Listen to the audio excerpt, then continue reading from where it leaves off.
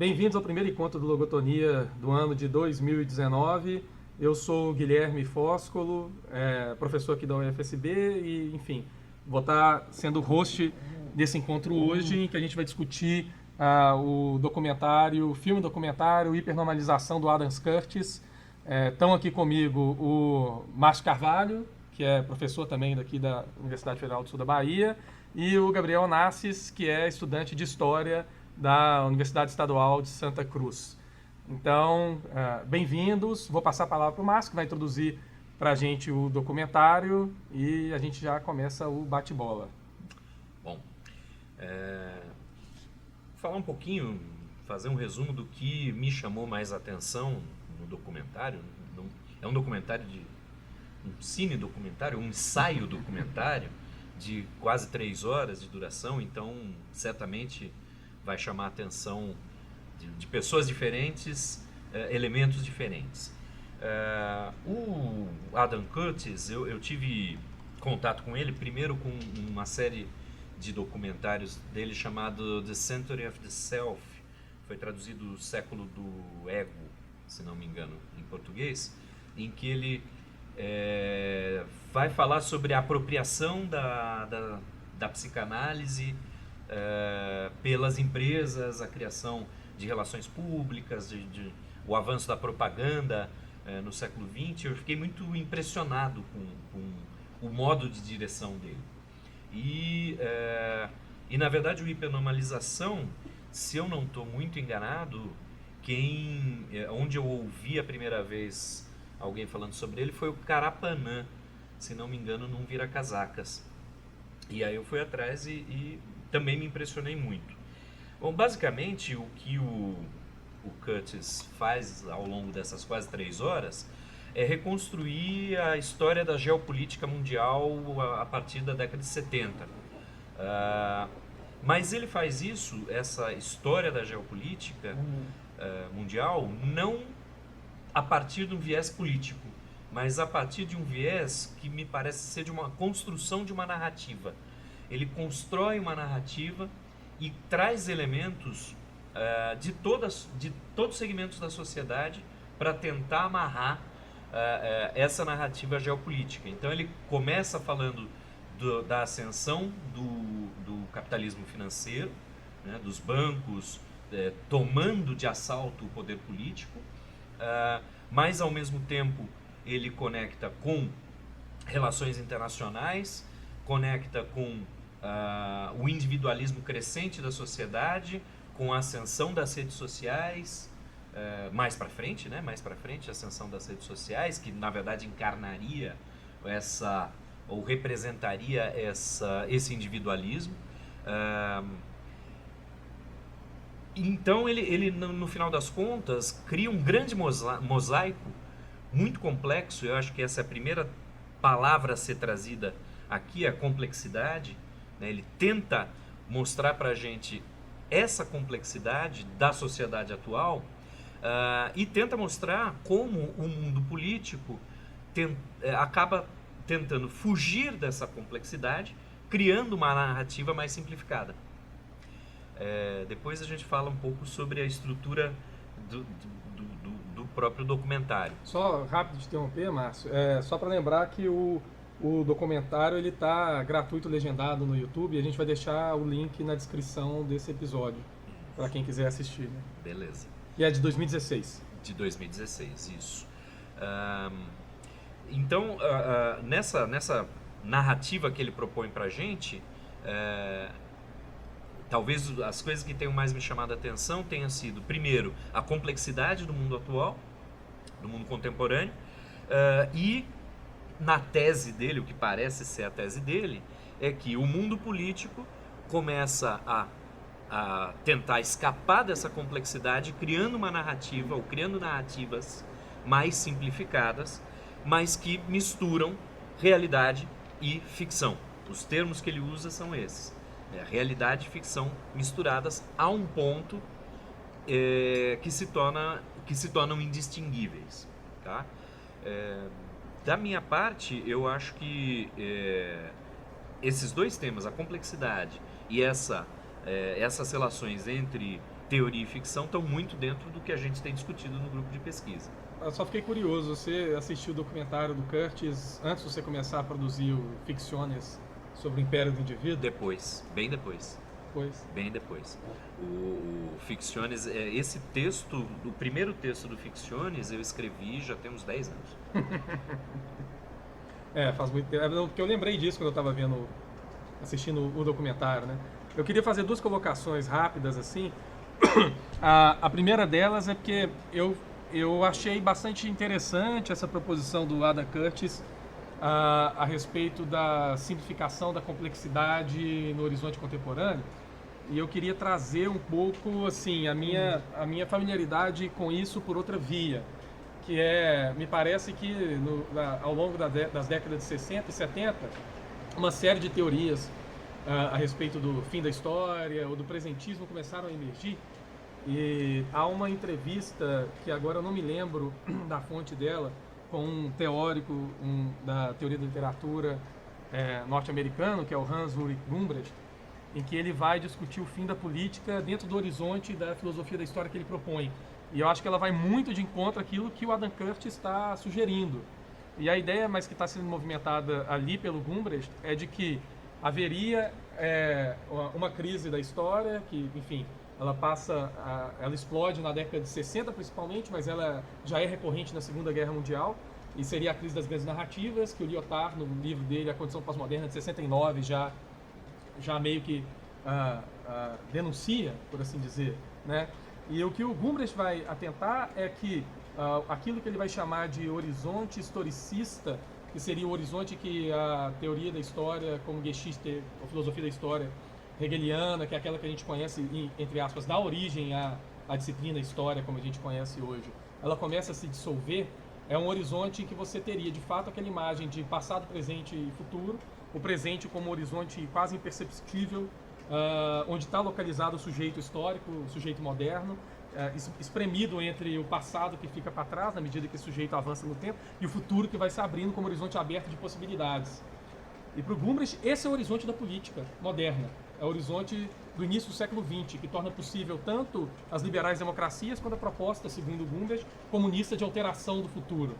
E para ele, a partir do momento, a partir dali da década de 40 e 50, com esse horizonte que explode as crises do fim da história e etc., o que ocorre o presente ele passa a se ampliar, ele vai chamar de presente amplo, mas há outros autores, por exemplo, o François Hartog chama de presentismo, então acho que há um alinhamento teórico entre outros teóricos também, né? Não só o Gumbrecht. E ele vai dizer que o que ocorre é que, muito em função do trabalho do historiador, mas também das tecnologias, se torna cada vez mais difícil abandonar o passado. Então, das tecnologias, claro, Facebook, etc., e todas essas que a gente usa, né? Instagram e por aí vai. É curioso porque há um relatório, se eu não me engano, depois eu volto melhor nisso aí, mas é da Internet Monitor, e eu acho que é de 2014, que ele anuncia que no ritmo em que as pessoas falecem dentro de mídias sociais hoje, das redes sociais, que para o ano de 2130, se a gente permanece nesse ritmo, haverá mais mortos online do que vivos nas redes sociais, né? Então, quer dizer, de fato, você tem um acúmulo de passado, memórias, etc., dentro dessas redes tecnológicas, né? Mas a ideia principal impossível abandonar o passado, o presente se alarga para o passado e, ao mesmo tempo, o futuro ele se apresenta cada vez mais como um horizonte fechado e não aberto de possibilidades. E daí se alinha com a ideia do Adam Curtis, quer dizer, que essa ideia de que você votar ou eleger alguém, ou a política como o lugar para o sujeito alterar o futuro, tornar o futuro habitável, ela passa a deixar de existir. E o que parece cada vez mais é a política como administração da sobrevivência, que é o que ele coloca. Então não é tanto alterar o futuro para se tornar um lugar melhor, mas gerir a complexidade para que, enfim, o mundo não acabe, algo dessa ordem, né? Esse é o ponto 1. O ponto 2, que é sobre ficção, quero colocar depois, porque eu acho que o Gabriel quer falar alguma coisa e eu estou já falando demais aqui. Eu não acho que isso que você falou traduziu bem, assim. Uma coisa que me chamou bastante atenção no documentário foi o próprio título dele. Eu acho que o título dele dialoga um pouco com isso que você acabou de falar, que você tem uma série de narrativas que são fabricadas dentro da política, e essas narrativas que, de certa maneira, elas remetem um pouco à ideia de sociedade de espetáculo do Guy Debord, mas elas vão se alinhando de tal maneira com a realidade que se torna indistinguível. Eu acho que isso daí já também se aproxima um pouco da ideia de Baudrillard do conceito de hiperrealidade. E aí o próprio título, né, hipernormalidade e hiperrealidade, eles são meio semelhantes, assim. Eu acho que essa sua colocação sobre a ideia de que nesse contexto mais atual, o presente, ele se torna mais importante dentro desse escopo do que essa ideia de passado e futuro, isso dialoga um pouco até com a própria condição da literatura de ficção científica dos anos 80 e principalmente desse período, assim. E aí o próprio documentário faz alusão a William Gibson e o movimento cyberpunk, o Neuromancer, porque o que o William Gibson fez nesse livro, que assim, já vinha acontecendo, mas ele coloca isso de uma maneira mais estruturada e contundente, falar sobre o presente dentro da ficção científica, assim, não tentar projetar a ideia de futuro dentro dela, que é a ideia clássica da ficção científica, não. Trazer o presente e usar a ficção científica como uma maneira de extrapolar esse... E isso você vê em todo o movimento cyberpunk, você vê em Robocop, em Blade Runner, em Ghost in the Shell, Akira, Matrix. É sempre um diálogo muito mais próximo da condição do presente, principalmente dessa condição pós-moderna que estava se instaurando naquele momento. Eu acho que isso me chamou bastante atenção, assim, dentro do documentário. Acho que talvez foi a coisa que mais me chamou a atenção. Mas só lembra, assim, que eu, complementando o Gabriel, é porque num dos encontros, acho que foi o primeiro encontro, a gente discutiu a Ursula Le Guin, né, A Mão Esquerda da Escuridão, foi o primeiro encontro? Do grupo de pesquisa foi. De teoria de ficção, não é? E tem uma passagem que ela vai dizer que a ficção científica ela não é prescritiva, mas descritiva, né? Querendo dizer que a ficção, o trabalho da ficção não é tanto fazer previsão do futuro, mas muito mais exponenciar determinados paroxismos ou condições do presente, tornar eles visíveis. Eu costumo dizer que sociologia e ciência política não tem laboratório, e eu costumo tratar a ficção científica soft, né, como tem essa divisão, como um laboratório possível para as humanidades. Você pega uma variável e extrapola. Num laboratório eu consigo fazer isso, né? De biologia, de materiais, eu consigo fazer isso. Na sociedade eu não consigo. Então eu tenho que fazer o experimento mental de extrapolar uma determinada variável e tentar entender como a sociedade vai girar em torno disso. O próprio contexto histórico da ficção científica da Ursula Le Guin, que é ali esse período da New Wave da ficção científica, fim dos anos 60, fim dos anos 70, ali, anos 70, né?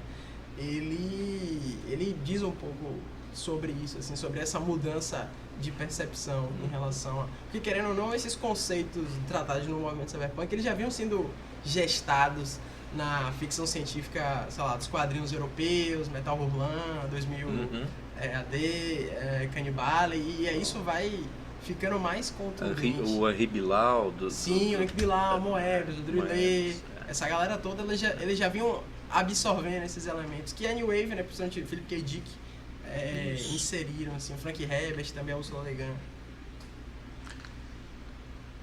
Pausa, né? Eu achei que você ia responder, mas é bom que dá pra editar isso aí, né?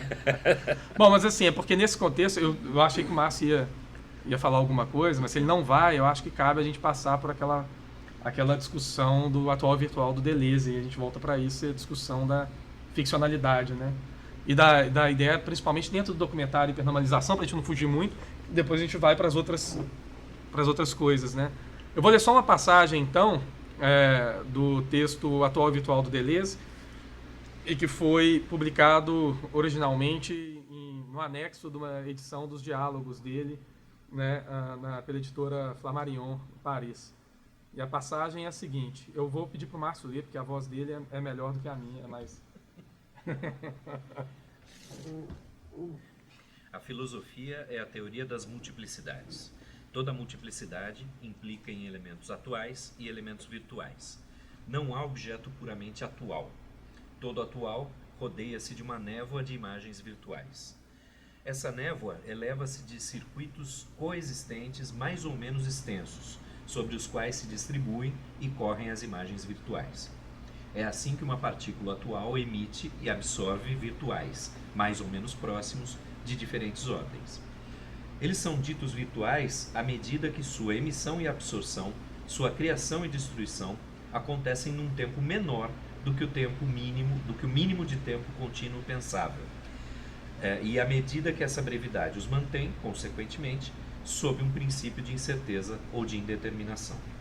Todo atual rodeia-se de círculos sempre renovados de virtualidades, cada um deles emitindo um outro, e todos rodeando e reagindo sobre o atual. No centro da nuvem do virtual está ainda um virtual de ordem mais elevada. Cada partícula virtual rodeia-se de seu cosmos virtual e cada uma, por sua vez, faz o mesmo indefinidamente. Em virtude da identidade dramática dos dinamismos, uma percepção é como uma partícula.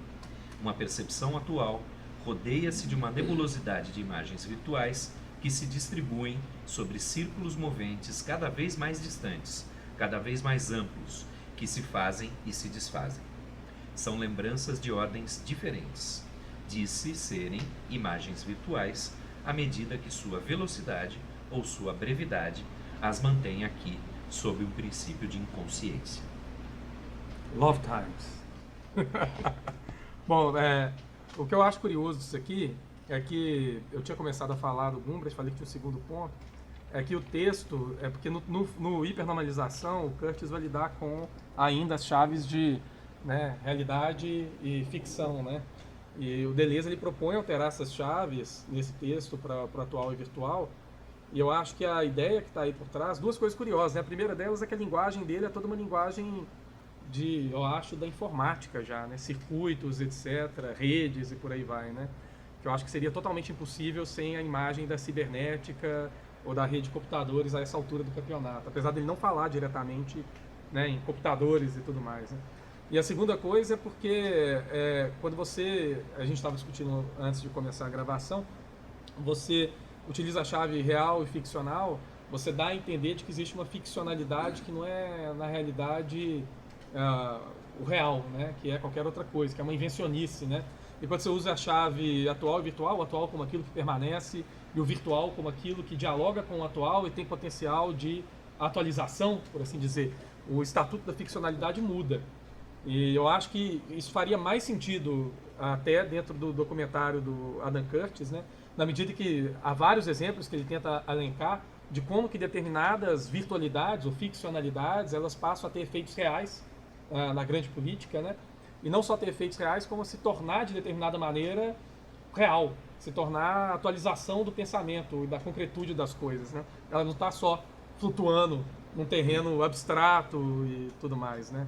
Eu acho que uma só para dar um exemplo direto do filme, uma das coisas que eu acho curiosa sobre isso é a análise que ele faz da invasão dos Estados Unidos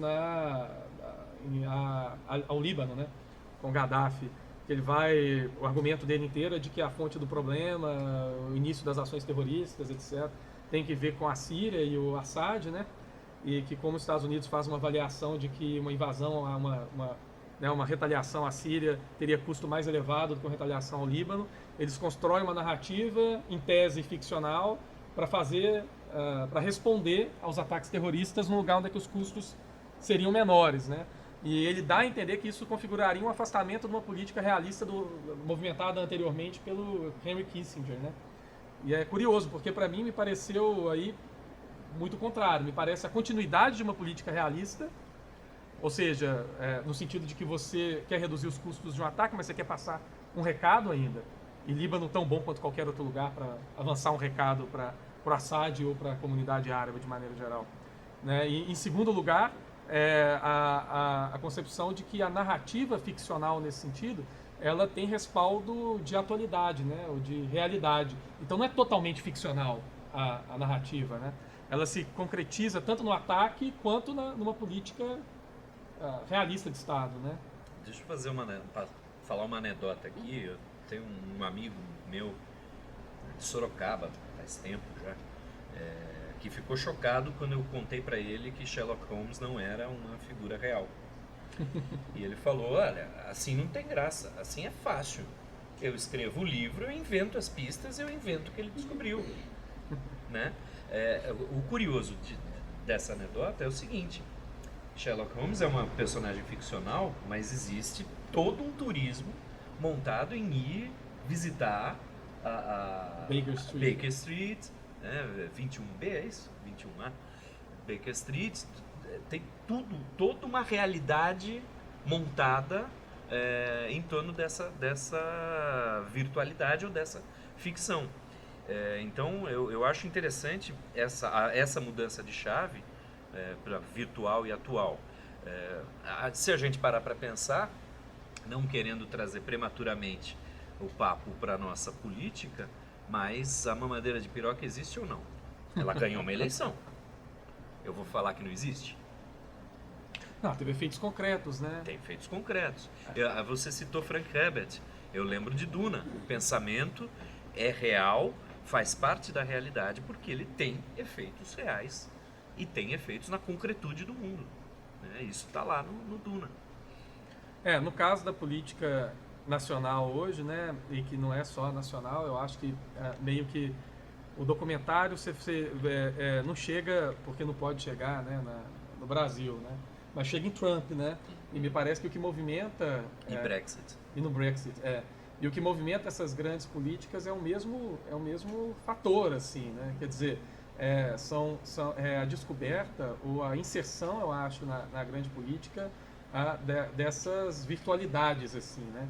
Quer dizer, ou da concepção um pouco, por assim dizer, né, estratégica, de que você pode movimentar, de fato, a direção política dos países em cima dessas virtualidades, né? No caso do Brasil, foi o que ganhou as eleições, né? No caso dos Estados Unidos também. No Brasil, hoje, por exemplo, eu estava comentando mais cedo com a Lilian, existe essa coisa, por exemplo, da caçada ao comunismo, é mais forte hoje no Brasil do que nos Estados Unidos, né? E é uma coisa super ficcional, né? Quer dizer, já era em 64, mas é muito mais hoje. Você está muito mais distante de uma realidade em que sequer possa existir um comunista vivo, né? Quanto mais uma ameaça comunista em jogo, né?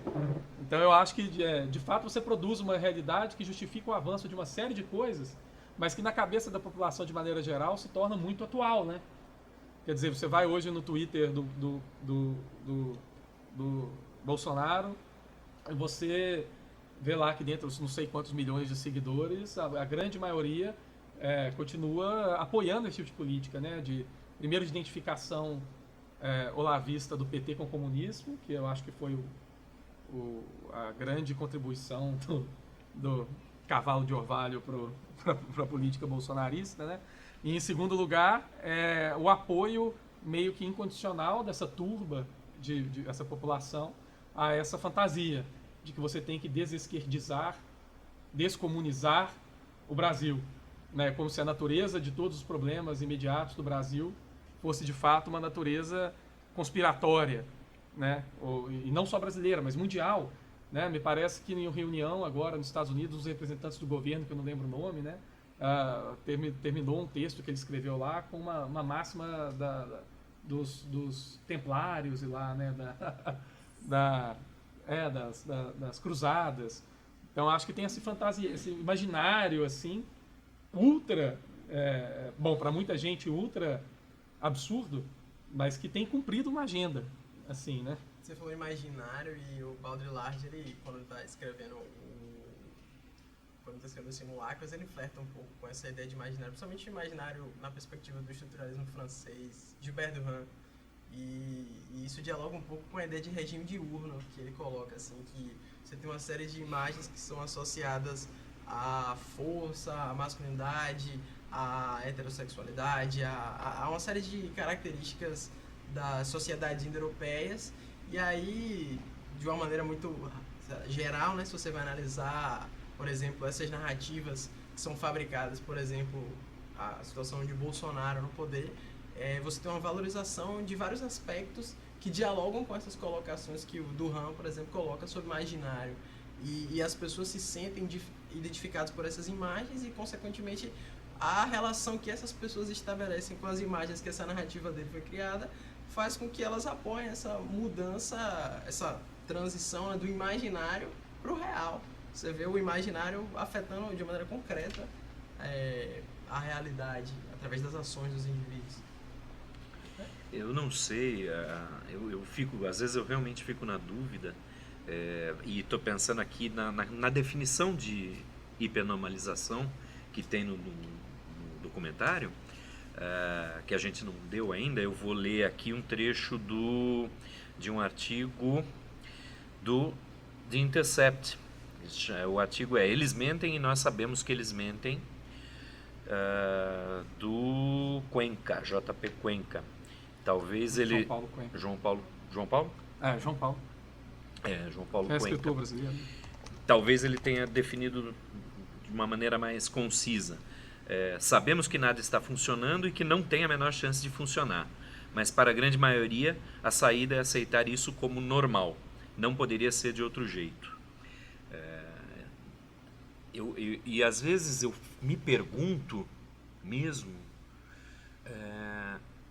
se as pessoas acreditam, porque a gente está vendo tanta coisa absurda, né? Eu brinquei aí com a mamadeira de piroca, tem as histórias da Damares, de que na Holanda masturbam os bebês, e eu fico me perguntando se as pessoas acreditam nisso, nessas coisas, ou se a gente não está diante desse fenômeno de hipernormalização.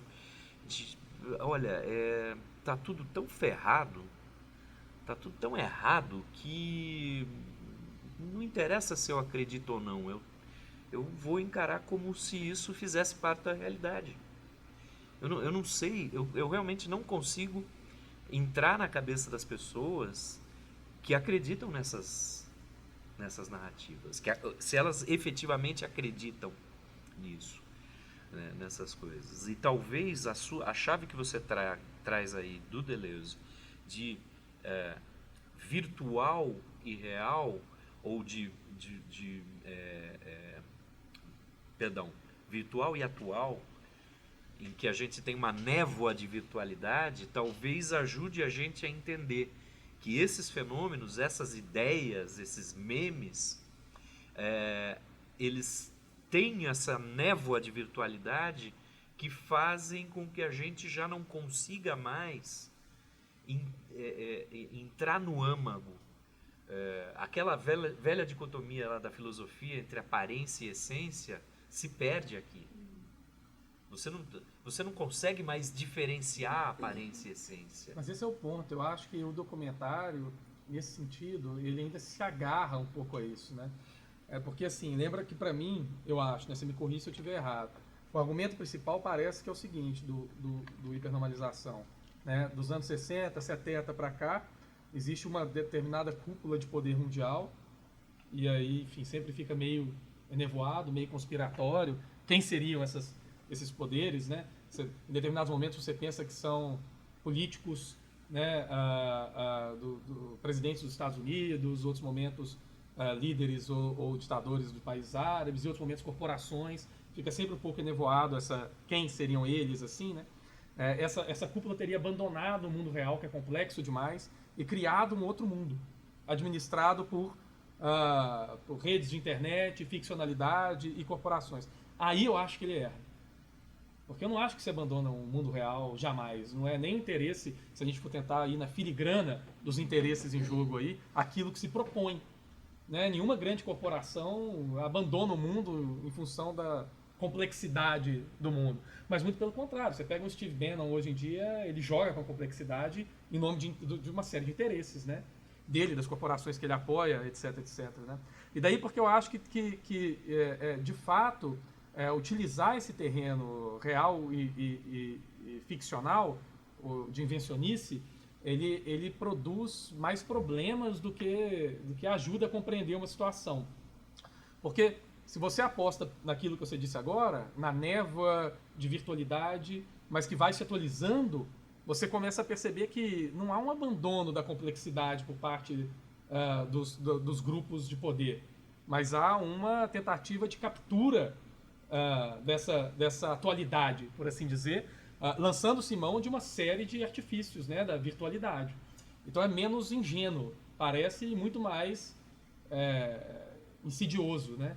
Muito mais concreta a coisa. Eu acho que está muito mais próximo de um Guy Debord materialista porque também há esse problema em Debord e Baudrillard, da ideia de que mundos separados, etc. Materialista no sentido assim, atualizado por um Deleuze, do que na ideia de um Adam Curtis, de que tem dois mundos e essa galera abandonou o mundo real e agora vive na virtualidade fantasiosa. Agora, Gabriel, a gente precisa levar em consideração que Guilherme é um materialista histórico, comunista, marxista, taxista e Taxista. Gaysista, tudo. Então, né? Tudo. RPGista. O nosso grupo não à toa se chama materialidades e ambiências da comunicação. Então, você vai, do que eu te conheço, você vai sempre puxar mais para a materialidade. Mas pega, por exemplo, William Gibson, um neuromancer que o Curtis cita, né? Dois problemas no documentário do Curtis, não sei se vocês vão concordar em relação a isso. O problema é que ele pinta, por exemplo, em primeiro lugar, partindo dos romances, uma rede de computadores que seria o terreno dos pesadelos, assim. E no segundo, ele vai no Vale do Silício, não sei por que diabos, e depois vai lá para o Aladdin e tudo mais, para pintar um maravilhoso mundo dos sonhos e das possibilidades. E meio que não encerra esse argumento. Mas essa é uma impressão que eu tenho, que ele não encerra nenhum argumento. Nenhum argumento, é. Ele abre as pontas. Agora, o que eu estava deixando mais para o final, mas acho que agora se encaixa com isso que você falou, é que eu não vejo isso como um problema do documentário. Pelo contrário, eu tenho a impressão, e eu estava conversando com você antes sobre isso, que se a gente trouxer um olhar metalinguístico para o documentário, ele faz exatamente o que ele diz que faz. Pô, então eu ia perguntar isso pra vocês, jogar isso pra vocês. Eu senti que o documentário, quando ele... Na construção da própria narrativa do documentário, ela tem um pé na ideia da metalinguagem, porque ele se propõe a dialogar sobre como essa política internacional fabrica essas narrativas espetaculares. E ele constrói uma grande narrativa. Ele constrói uma narrativa. Então, assim, até que ponto isso é uma metalinguagem conscientemente feita para poder trazer... Eu concordo com o Márcio nisso aí. E eu garanto para vocês que com as mesmas imagens a gente conseguiria construir uma narrativa oposta. Completamente diferente. Oposta, porque ele é ótimo em fazer isso. A edição é primorosa do documentário. E ele escolhe a dedo as imagens que vão ilustrar o que ele está narrando. Mas a gente conseguiria construir uma narrativa totalmente diferente, invertendo a ordem das imagens. Mas eu acho que você tem razão nisso. Agora, para trazer isso aí, eu acho, de um sentido mais pesado, que eu acho que é o forte que se esconde ali na hipernormalização, que é essa relação entre teoria e ficção. Né? Que, enfim, a gente apresenta, tudo bem, o documentário como um produto teórico-ficcional também nesse sentido. Quer dizer, ele não está revelando nada que se oculta, mas está colocando uma série de problemas. E como você disse, você poderia fazer o mesmo argumento, o mesmo tipo de produto com uma narrativa reversa, né? Com o mundo bizarro do Adam Curtis. Né? Isso. E na verdade isso para mim remete mais à técnica do diretor.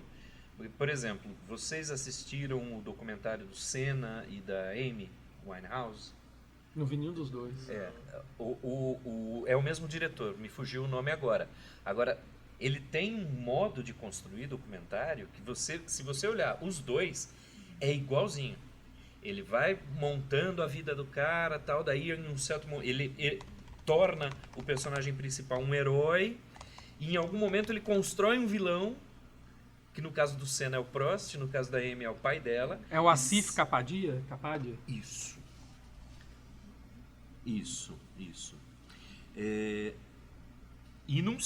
Se você não prestar atenção, você é capturado por aquela narrativa que em tese é documental, em tese... ele faz o Senna. Né? Em tese ela é calcada na realidade, mas se você não prestar atenção, você termina os dois filmes odiando o Prost e odiando o pai da Amy. Praticamente você chega à conclusão, nossa, o pai dela foi responsável pela morte dela. Né? E eu não acompanhei a vida da Amy Winehouse, mas eu acompanhei a vida do Ayrton Senna. E eu sei que o Prost não era esse vilão parece o Dick Vigarista da Penélope Charmosa. Não é. Né? Então, me parece que o Curtis, e aí como eu assisti um outro documentário dele, ele é o recurso narrativo que ele usa. Uhum. fazer essas colagens de imagens e construir sua narrativa. Agora, eu fiquei pensando num negócio que não tem tanto a ver com isso, que é até que ponto que faria sentido pensar numa arqueologia das virtualidades, sabe?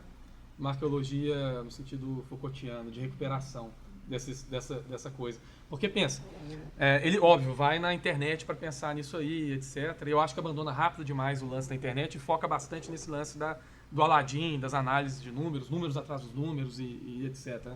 Mas se você parar para pensar, eu acho que no primeiro momento, no século XX, o primeiro teste de virtualidade está nos RPGs, né?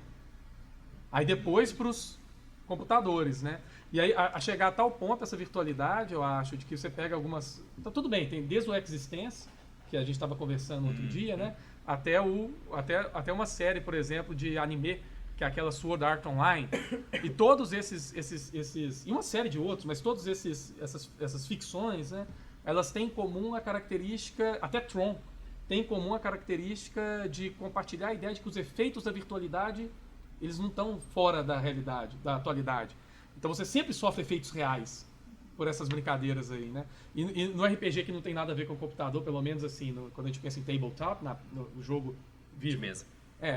Um aspecto relevante disso aí é o role-playing, né? Quer dizer, a ideia de que você tá... Aquilo não passa alheio da sua vida atual. Tudo bem, você pode engavetar depois, etc. Mas a ideia é que você está, né, imerso numa ambiência que de determinada maneira afeta, né, a realidade, né? Oh, Gabriel, desculpa. Você... Não, eu só ia dizer que até anteriormente o RPG também tem desde os livros-jogos, né? Ah, isso. Já é um pouco anterior a isso, mas que também trazia essa... Do Steve Jackson, Aventuras sim, Fantásticas, sim. aquelas... E aí, acho que isso que você colocou, ele ilustra bem, assim. Eu acho que dentro da própria indústria dos videogames, tem uma coisa interessante, não sei se tem uma relação direta com isso, mas se você repara de uma maneira assim bem crua, as primeiras gerações dos videogames, até o Atari, eles, se você pega, por exemplo, os principais títulos, eles tinham muito mais o propósito de replicar determinados aspectos da realidade, como por exemplo jogos de esportes, do que necessariamente utilizar aquela linguagem para poder construir uma coisa completamente virtual e sua, vamos dizer assim. E aí, quando você tem... E essas gerações estão muito atreladas com o Ocidente, né? Porque o Atari era uma empresa americana, então assim, quando você pega e passa para, por exemplo, os anos 80, anos 90, que foi dominado pela indústria japonesa dos videogames, é um outro imaginário, é uma outra interpretação das narrativas, é uma outra forma de enxergar as mesmas imagens que estão colocadas. E aí você tem uma quebra nesse sentido, porque é aí que, por exemplo, os principais jogos de RPG mesmo eletrônico foram produzidos, a série Final Fantasy, Dragon Quest, que são jogos que abandonam essa ideia de você simular a realidade, vamos dizer, né, o atual, e eles abraçam essa ideia da nuvem, do virtual, porque eles criam seus próprios mundos, suas próprias narrativas, suas próprias, entre aspas, realidades. Eu tô lembrando daquele filme do Netflix, eu esqueci o nome, cara. Que você pode interagir com ele, etc. É do Black Mirror, Bandersnatch. Bandersnatch do Black Mirror e tal. Que eu acho que interage bem com essas coisas, né? Sim. Quer dizer, a ideia tanto do livro-jogo, que começa por aí, a produção da tentativa do jogo num sistema e parece bem muito mais ligado aos ancestrais dos videogames, né? Que é uma primeira pessoa bem toscão, assim, e tal. E nessa leitura que o próprio Bandersnatch faz de que você não sabe exatamente qual que é a atualidade dali, né? Quer dizer, se o jogo, três níveis ali de distância, né? O da pessoa elaborando o jogo, a realidade do jogo, a realidade de quem assiste o filme e até que ponto que as opções que você está tomando durante o documentário não estarem afetando a realidade do documentário e a sua própria realidade também como experiência. Na verdade, você citou o Existence. O Existence, para mim, é um filme absolutamente... como é que a gente fala? É um filme que eu acho ótimo e pouco insensado. A gente precisava falar mais dele. E ele trabalha com essa ideia de níveis também. Você vai entrando nos níveis de jogo, mas cada nível tem impacto sobre os demais. né? Isso é bastante interessante. Me lembra também o filme A Fonte, que é outro filmaço do Aronofsky, também subvalorizado, né? Em que você tem uma narrativa no passado, uma narrativa no nosso presente e uma narrativa num determinado futuro, mas que num certo momento essas três narrativas, uma começa a interferir na outra. Fractal, né? A coisa, isso, boa palavra. Parece que essa realidade do tempo se torna fractal e você tem dimensões se encostando onde não deveriam se encostar. E uma influencia a outra, né? Isso. Acho que esse jogo é muito interessante, assim, eu acho que, por exemplo, pegando até o próprio exemplo dos videogames, eles são construídos dentro dessa ideia de fractal, de você ir cada vez mais afunilando dentro daquele sistema, cada vez mais utilizando as mecânicas daquele sistema para poder alcançar um nível de interação, de interatividade com aquilo, mais próximo da sua essência. Eu acho que isso carrega um sentido fractal, assim. E uma coisa interessante do Black Mirror, desse episódio, desse especial em si, é que é uma sacada muito legal. Você pensa assim, até quando você vai conseguir dissociar esse produto, por exemplo, de uma ideia cinematográfica para um jogo? Porque, essencialmente, você está interagindo com aquilo como você interage com o jogo. Se você está fazendo escolhas, aquilo é uma mecânica e você está interagindo com aquela mecânica. E eu acho que está tão emprenhado na gente essas coisas de jogo, porque no Black Mirror, nesse episódio, eu lembro que eu ficava tentando dar final nele e tal, né? Então você tem essa lógica ainda de, quer dizer, porra, eu quero zerar essa porra aí, quero terminar Mas o curioso é que a Netflix fez os primeiros episódios com essa mecânica de escolha para crianças. Minha neta já tinha visto lá o Gato de Botas, que de tempos em tempos ele para e pergunta o que o Gato de Botas tem que fazer, e um episódio de Minecraft também. Os dois na Netflix, né? E aí isso me chama a atenção de eles começarem com as crianças. Isso transcende a ideia de série. Exato, porque não é só uma questão de você falar assim, não, esse é um experimento adulto, que o Bandersnatch é um produto adulto e tal. Não, você está trabalhando com as crianças também. Uhum. E voltando aqui às ideias que estão circulando o documentário, eu imagino a quantidade de dados que Netflix pega das nossas escolhas, a partir das nossas escolhas. O Big Data aí, que eles têm na mão com as escolhas das crianças, com as nossas escolhas no Bandersnatch. Porque hoje a produção da indústria cultural, ela está muito distante de ser aquela da produção do gênio, etc., do diretor foda. Está muito mais próxima disso aí, né? De base de dados gigantescas e de você reproduzir aquilo que já tem determinada aceitabilidade. Né? Eu lembro de uma passagem do Frank Zappa falando que ele sentia saudade, uma entrevista, saudade do burguês gordo, de charuto, que estava da indústria da música, e que você chegava lá, um Juninho, um Zé Ninguém, um bosta com uma tape, e falava, cara, olha, roda isso aí. E o cara pegava aquilo lá e rodava, porque ele não sabia o que é que o público ia gostar ou não. Então ele fala, bom, arrisco, né? Não tem nada a perder, se deu sucesso eu ganho grana, etc. E na realidade, eu acho, né, já das bases de dados, então isso foi embora, né? Quer dizer, a indústria já sabe o que o público quer. E já vai produzir direcionado para aquele público. Que é como eles produziram, por exemplo, isso declaradamente, o House of Cards. Todo em cima de algoritmo, né? Não é o Stranger Things? Stranger Things também. Mas o House of Cards já era uma série que existia na Inglaterra e eles reeditaram ela com base naquilo que eles acharam que o grande público queria assistir. E fizeram a versão atual. Mas eu acho que 99% das produções hoje são produções assim, né? Uma board de gente decidindo em cima de algoritmos. Assim. O próprio documentário ele faz uma certa crítica a essa ideia, quando está falando dos anos 80, essa ideia de que você começar a utilizar os algoritmos para poder interpretar a realidade, ou pelo menos apenas os algoritmos, é uma forma viciada de você interpretar ela. E aí entra naquela ideia de que até que ponto isso daqui é atual e até que ponto isso daqui é virtual. Mas eu acho que tem um outro ponto que não vai dar tempo de discutir hoje também, mas que eu acho que é fodaço, que é pensar o seguinte, que também essas novas tecnologias, e aí lembrando de uma arqueologia dessas techs também, do RPG, até o óculos de realidade virtual e o caralho, até que ponto que o nosso pensamento é contaminado por isso aí. Então, querendo dizer que isso não tem só uma alteração, não produz só uma alteração no sentido das narrativas.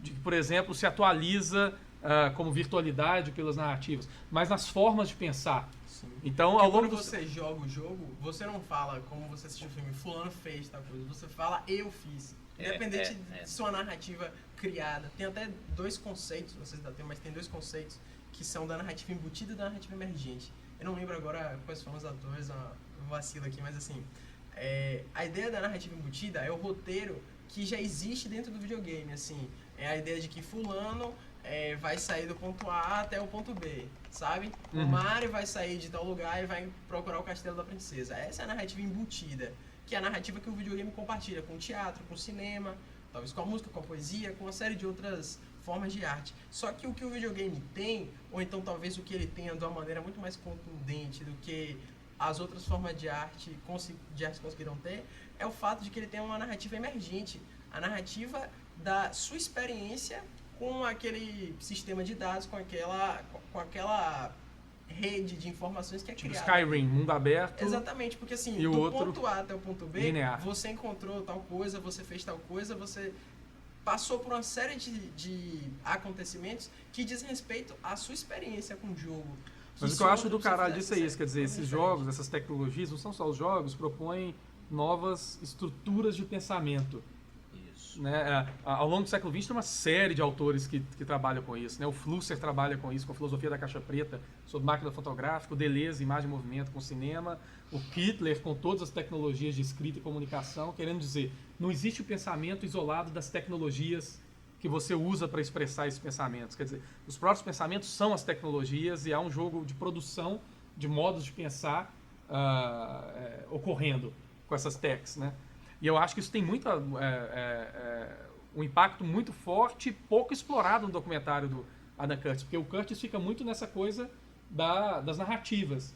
Mas eu acho que o subterrâneo mais produtivo é pensar que não é só as narrativas, mas até a maneira de pensar de maneira geral, de movimentar conceitos ou de organizar mentalmente a realidade, depende dessas tecnologias, né? Ou elas abrem maneiras específicas para fazer isso, né?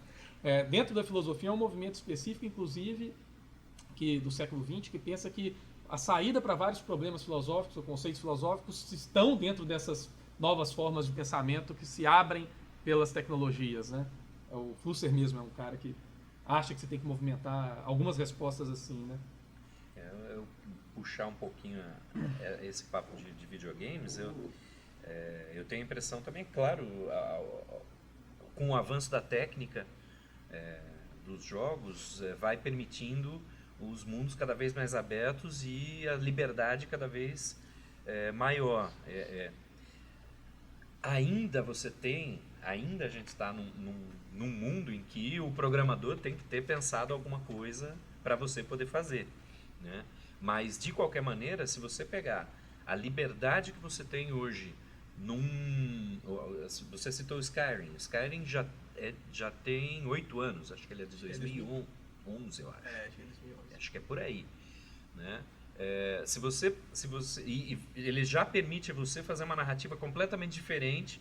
Nós dois podemos zerar o jogo lá na main quest e ter vidas completamente diferentes.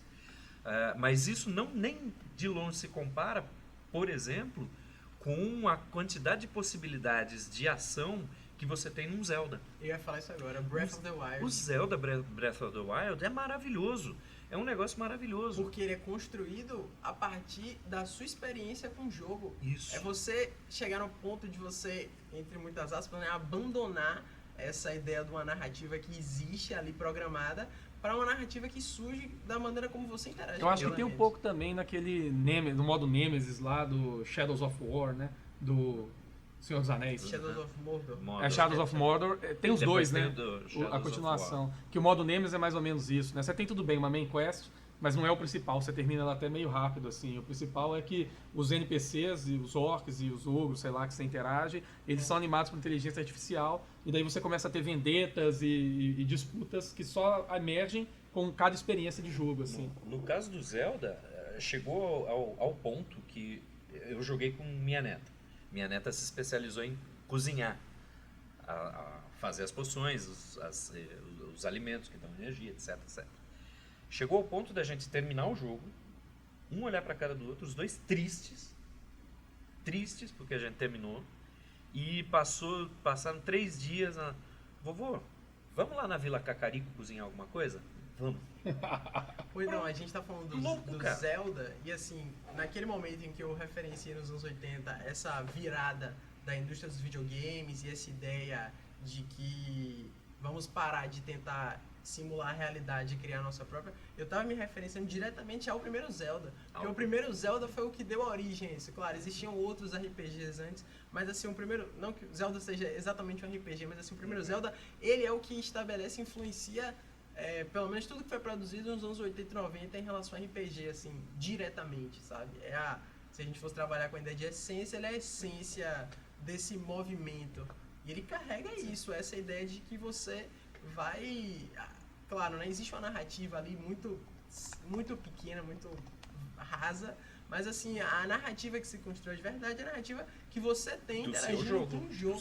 Eu acho que naquela época não existia como tecnologia e aí para contar a eu história. acho que tem essa discussão que você tinha colocado mais cedo, inclusive, da influência do Japão na construção desses games. Porque eu tô lembrando de outro cara também, que é o Hideo Kojima, do Metal Gear Solid. Opa. E que também é um mundo aberto, quer dizer, o último 5 é fodaço ultra, até hoje eu não terminei, tô jogando já faz uns 3, 4 anos, sei lá, desde que lançou. E é isso, né? É uma realidade aberta, 1000 maneiras diferentes de você lidar com o mesmo problema, cada situação do jogo apresentada como um problema específico, além, óbvio, do modo multiplayer, que permite outros tipos de experiência, assim, né? Mas aí tudo bem, você regressa nesse tipo de ação já na década de 90 e um pouco mais antes, tentando replicar, eu acho, a experiência de mundo aberto dos role-playing games, né? Sim. Dos tabletops, que sempre foi o problema, né?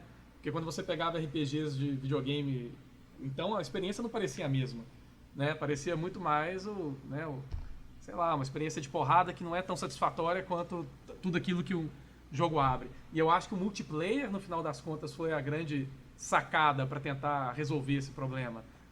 Muito embora não resolva completamente. E agora a gente vai ter que ver se a plataforma da Google vai dar certo, se a Stadia vai dar certo. Você já viu isso, Guilherme? Não, como é que chama? Stadia. O Google lançou uma plataforma em que você joga por streaming. Você não precisa mais ter um console. Não tem console. Porra, genial isso aí, hein? Eles têm lá o data center você dele. consegue jogar em 4K no seu celular, na sua televisão, em tudo. Só vai precisar ter um controle. Com o detalhe que a Google, no próprio controle... Game over para a era dos videogames aí, né? Com o detalhe que no próprio controle você já tem um botão de interação. Então, se você quer transmitir também o seu stream, você transmite a qualquer momento. Não, e assim, tem uma coisa que eu acho que dá pra ser pontuada que é muito interessante, assim. Os videogames, eles são a única forma de arte que a experiência de alguém jogando, de alguém interagindo com essa forma de arte, ela é tão atraente quanto a experiência de você jogá-la, de você vivê-la. É a única forma de a gente conseguir criar um conteúdo a partir da experiência direta de uma outra pessoa interagindo com esse produto. Acho que isso é uma coisa que o cinema não conseguiu, o teatro não conseguiu, os quadrinhos não conseguiram. Sim. Quer dizer, dessa coisa mais interativa. Agora, eu tenho que fazer só uma interrupção rápida. É que o Saulo, que está nos produzindo ali, me mostrou um papel escrito Foca no documentário. E daí eu queria sugerir... Foca, alguém vai imitar Foca aqui? Eu queria sugerir o seguinte, como a gente já está muito adiantado também, e já é uma ambição minha, do Márcio, etc., também fazer isso futuramente, a gente podia pensar, no próximo encontro, a gente trazer um jogo para a gente discutir. Hein? Porque a gente ficou tentando pensar por muito tempo assim, qual jogo, como é que a gente faz, em qual plataforma. Mas acho que a gente podia tentar trazer para discutir um pouco essa questão também, né, da virtualidade nos jogos e da narrativa embutida e etc., né, e essas outras discussões que emergiram aqui, né. Óbvio que tem conexão com o que a gente está fazendo também no Hipernormalização. Sendo assim, eu acho que a gente já pode encerrar, né. Tá bem. Então eu queria agradecer a presença do Márcio, a inaugural do Gabriel aqui, espero que venha. Bem-vindo e volte sempre. Venha as outras vezes. E a gente se encontra no próximo Logotonia, espero discutindo games, que é o que, enfim, né, movimentou quase metade da conversa sobre hipernormalização. Bom, não se esqueçam de seguir o Logotonia nas redes sociais, @Logotonia. Estamos no Facebook, no YouTube, no Podcast Addict, no Play FM, na iTunes e agora no SoundCloud e também no Spotify. E se vocês tiverem sugestões de temas para debater e essas coisas todas, deixa uma mensagem no Face, no Twitter, em qualquer um dos canais. Hasta luego.